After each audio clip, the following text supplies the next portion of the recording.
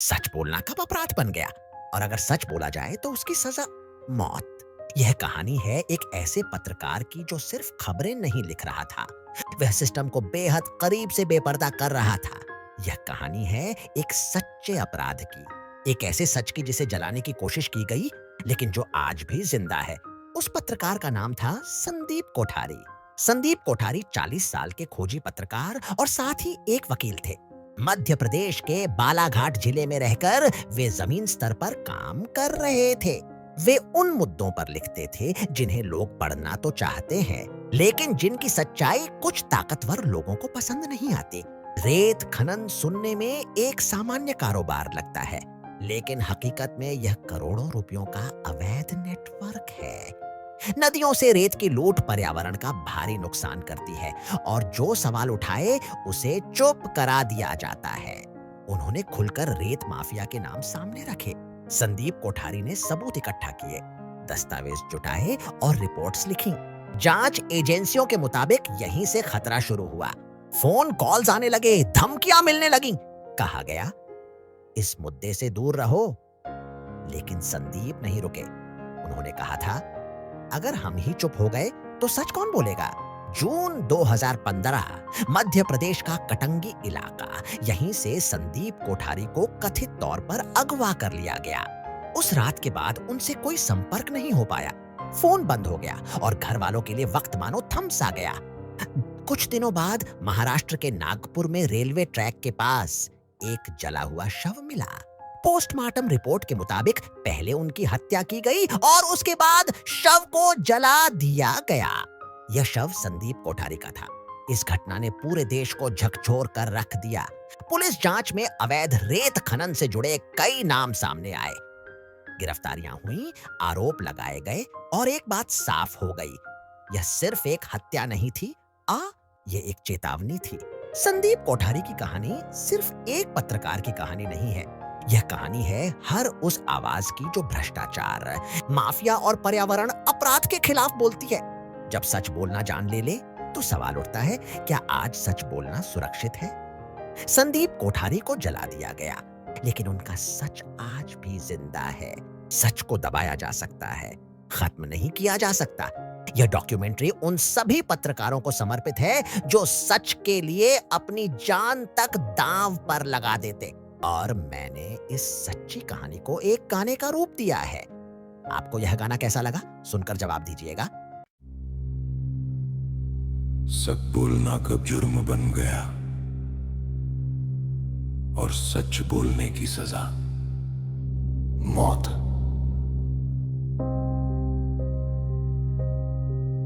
ये कहानी है एक जर्नलिस्ट की जो सिर्फ खबर नहीं लिख रहा था, वो सिस्टम को एक्सपोज कर रहा था।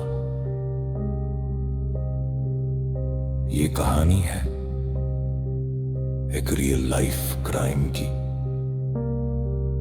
एक सच की जो जलकर भी जिंदा रह गया। नाम था संदीप कोठारी। संदीप कोठारी 40 साल का ब्रेग जर्नलिस्ट और साथ ही एक लॉयर। मध्य प्रदेश के बलागत डिस्ट्रिक्ट में रहकर वो ग्राउंड लेवल पर काम कर रहा था। वो ऐसी कहानियों पर लिख रहा था जिन्हें लोग पढ़ना तो चाहते हैं, पर जिनका सच कुछ लोगों को पसंद नहीं आता। सन माइनिंग सुनने में एक नॉर्मल बिजनेस लगता है, लेकिन असल में यह करोड़ों रुपयों का इलीगल नेटवर्क है। नदियों से रेत की लूट, एनवायरनमेंट का नुकसान, और जो सवाल उठाए उस चुप करा देना। संदीप कोठारी ने डॉक्यूमेंट्स कलेक्ट किए, रिपोर्ट्स लिखी, और सन माइनिंग माफिया के नाम खुलकर सामने लाए। इन्वेस्टिगेटर्स के मुताबिक यहीं से खतरा शुरू हुआ। फोन कॉल्स आए, वार्निंग्स मिली, इस मुद्दे से दूर रहो। लेकिन संदीप रुके नहीं। उन्होंने कहा था, अगर हम ही चुप हो गए तो सच कौन बोलेगा। जून दादिन्स के कटांगी, मध्य प्रदेश।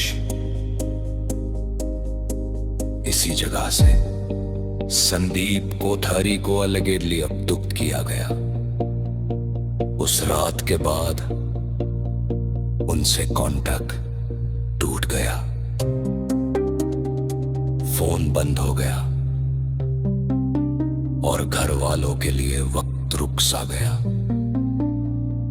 कुछ दिन बाद नागपुर, महाराष्ट्र, रेलवे ट्रैक्स के पास एक जला हुआ शव मिला।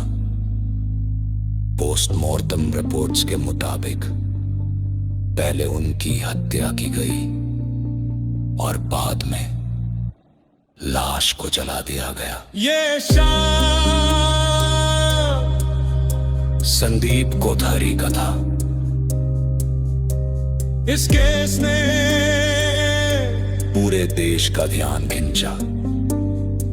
पुलिस इन्वेस्टिगेशन में इलीगल सन माइनिंग से जुड़े कई लोगों के नाम सामने आए, अरेस्ट हुए, चार्जेस लगे और एक बात साफ हो गई, ये सिर्फ एक मर्डर नहीं था। ये एक वार्निंग थी। संदीप कोठारी की कहानी सिर्फ एक जर्नलिस्ट की कहानी नहीं है,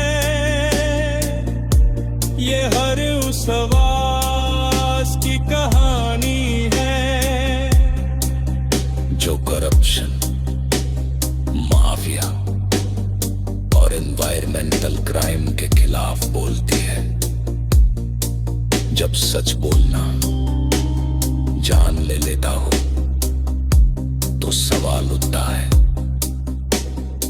क्या सच बोलना अब भी सेफ है। संदीप कोठारी को जला दिया गया, लेकिन उनका सच आज भी जिंदा है। सच को दबाया जा सकता है पर खत्म नहीं। ये डॉक्यूमेंट है उन सब जर्नलिस्ट को समर्पित है जो सच के लिए अपनी जान तक दांव पर लगा देते हैं।